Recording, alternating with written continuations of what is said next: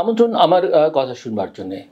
বাংলাদেশের সাম্প্রতিক রাজনৈতিক পরিস্থিতি, ছাত্র জনতার গণঅভ্যুত্থান, নাগরিক কমিটি, নতুন রাজনৈতিক দল, নির্বাচন এবং সংস্কার ও রাজনৈতিক সংকট, এগুলো এখন আলোচনার প্রধান কেন্দ্রবিন্দুতে দাঁড়িয়েছে বাংলাদেশে।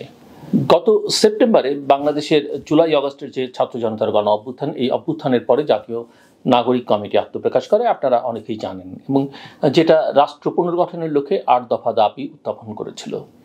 এই দাবিগুলোর মধ্যে অন্যতম ছিল ছাত্র জনতা হত্যার বিচারের নিশ্চয়তা, গণপরিষদ গঠন এবং গণভোটের মাধ্যমে নতুন গণতান্ত্রিক সংবিধান প্রণয়নের জন্য জাতীয় আলোচনার আয়োজন। এরপর অক্টোবরে শহীদ মিনারে এক সমাবেশ থেকে বৈষম্য বিরোধী ছাত্র আন্দোলন ৫ দফা দাবি ঘোষণা করে, এবং এই দাবিগুলোর মধ্যে ছিল ছাত্রলীগকে স্থায়ীভাবে সন্ত্রাসী সংগঠন হিসেবে নিষিদ্ধ করা, রাষ্ট্রপতি শাহাবুদ্দিনের পদত্যাগ,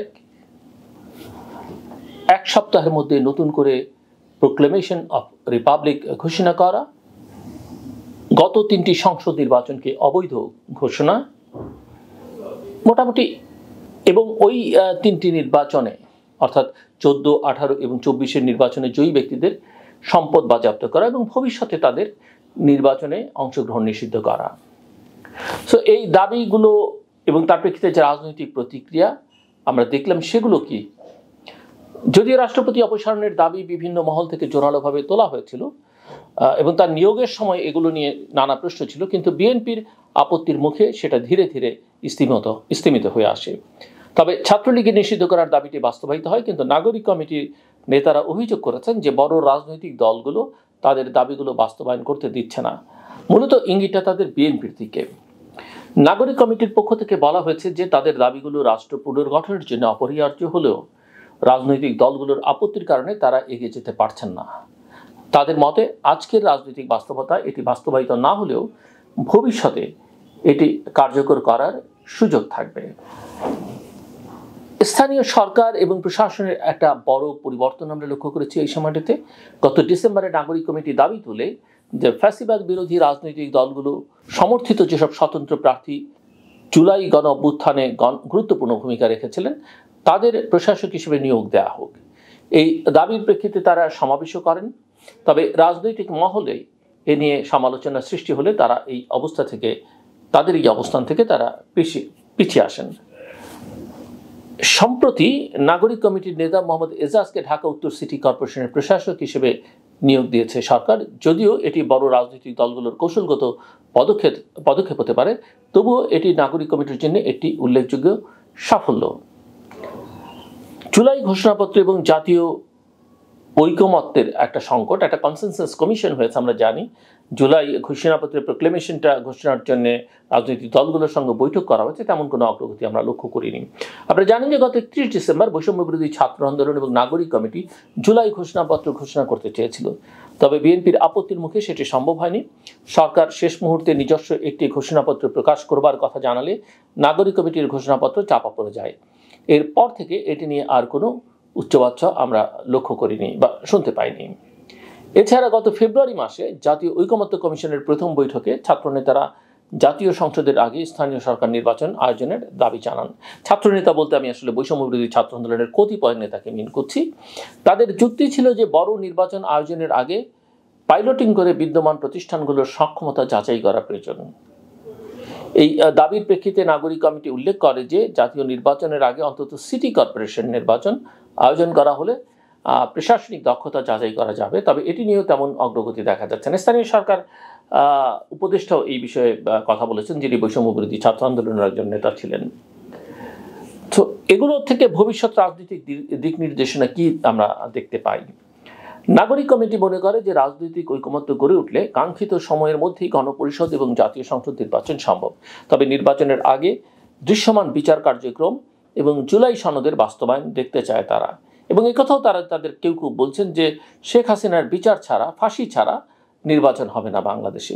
অন্যদিকে জাতীয় সংকটের সমাধানের জন্য বিভিন্ন সময় দাবির কথা উত্থাপন করা হলে বিভিন্ন দাবি বিএনপি এবং অন্যান্য রাজনৈতিক দল যদি কেবল নিজেদের স্বার্থের জন্য বিরোধিতা করে, তাহলে জনগণ অবশ্যই তাদের জবাব দেবে।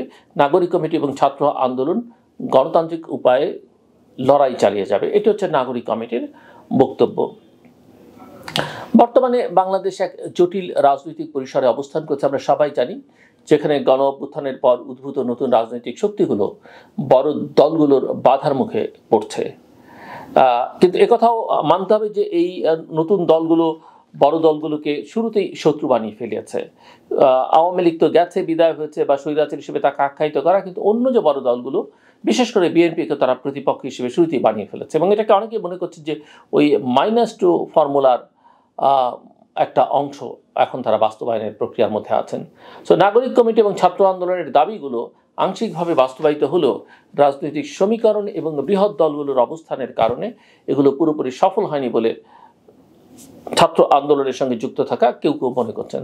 তবে নাগরিক কমিটি এবং ছাত্র নেতারা যে দীর্ঘমেয়াদী পরিবর্তনের জন্য কাজ করছেন সেটি ভবিষ্যতের রাজনীতিতে প্রভাব ফেলতে পারে বলে কেউ কেউ মনে করছেন।